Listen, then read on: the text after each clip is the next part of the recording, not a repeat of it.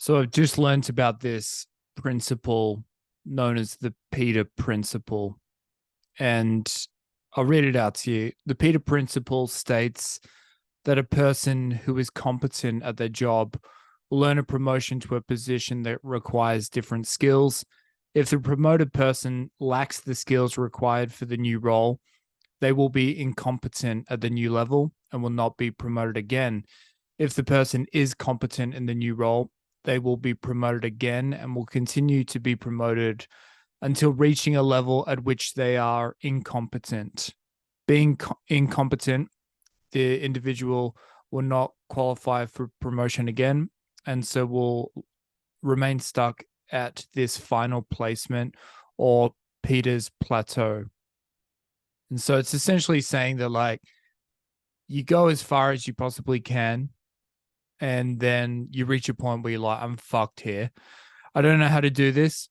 But you've kind of got, in the corporate setting at least, you've got the goodwill of your tenure and your past successes, your history that's got you promoted up to a point, and then you plateau. You're like, this is where I'm going to chill. This is all I can do. And within my brief foray within the corporate world, I saw this a lot, and it explains why middle managers suck, or even upper managers are shit as well. But I feel like it's kind of like this necessary component, and it speaks to our human nature in that no one can do everything.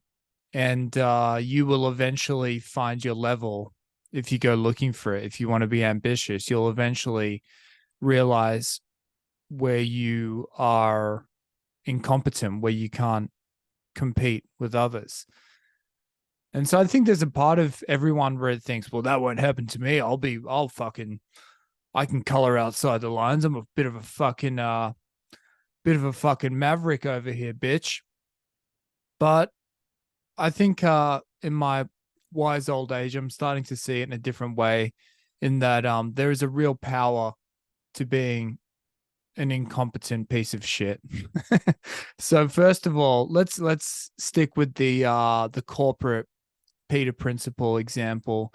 Someone gets an entry level job, they get at that, they keep climbing, and let's say through happenstance this person gets to the very top.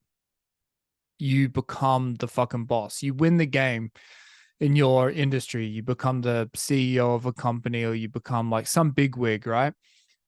I guess an ultra ambitious person would then continue wanting to dominate, but it would be like a fucking being a rat in a maze or something, where you've got all the pieces of cheese, you've done it, and you can't just kind of sit down with your fucking bloated brie belly and fucking chill out. You'd still be scurrying around, causing a nuisance, trying to dominate, trying to help other little rats look for their hunks of cheese, when in actuality you should be putting your feet up and you should enjoy getting promoted or getting to the top. It's kind of like incompetence should be your prize, in a sense, where it's like, okay, unless you're going out of your way to egregiously disrupt the entire procedure or operation that's happening around you, you can be incompetent and just suck at your job and get paid the big bucks. So that's one situation, right? Where someone could be like, all right, you spend your whole life being competent and it's required a lot of work. You know that phrase, the reward for good work is more work. It's very fucking true. So that's one situation where, in which, if you get to the top, you've exhausted yourself being competent. Why not pull your feet up and allow yourself to be incompetent? Secondly, so that's one way in which you can be a superpower. You can be like a benevolent dictator of in a corporate setting.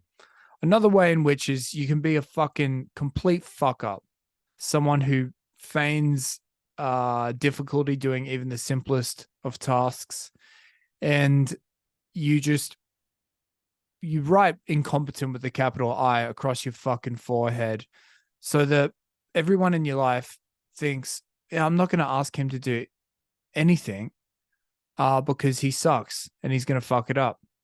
And this allows you to have all the fucking free time in the world. And of course, if you take this example to the end extreme, you're going to be an isolated hermit who doesn't know how to tie his fucking shoelaces together. That would be the real method actor approach to this hypothetical scenario. But I think in the real world, you see people, I've met people who kind of like shrug their shoulders when you ask them to do really simple shit. And so what you do in these situations? You first few times you might get frustrated, be like, how the fuck does fuckhead over here not know how to change a light bulb? So then you take it on yourself, you fucking swear under your breath and get it done. But then eventually you stop asking them because you're like, well, he's not going to know how to do it. I'm not going to waste my breath. I'll just do it straight away. So this incompetent person has avoided all of this bullshit. And if they've got any sense, they've been working on the thing that they care about in the background. They've been making themselves highly competent in the one area in which they care about. And they're not getting distracted or pulled into all the fucking bullshit that comes with life. So I feel like there is a stigma attached to being incompetent, to being humiliated as a man. Like, you don't know how to do that. The dumb dad on TV, the hapless father in the family sitcom being ridiculed and pointed out to be a loser. Oh, dad, you fucking idiot. That vibe, it gets drilled into you to be like, don't be like this guy. Be a bit of a handy helper. Always there to lend a hand and figure shit out. Does that work out that well for that guy? I'm not too sure. Maybe you want to be the guy who just shrugs his shoulders and avoids responsibility so that you can actually skill down on something you care about as opposed to getting pulled in a bunch of different directions. Some food to think about. Some food for thought. Some food to think about. I'm an incompetent fucking idiot. All right. Catch you on the next one. Bye.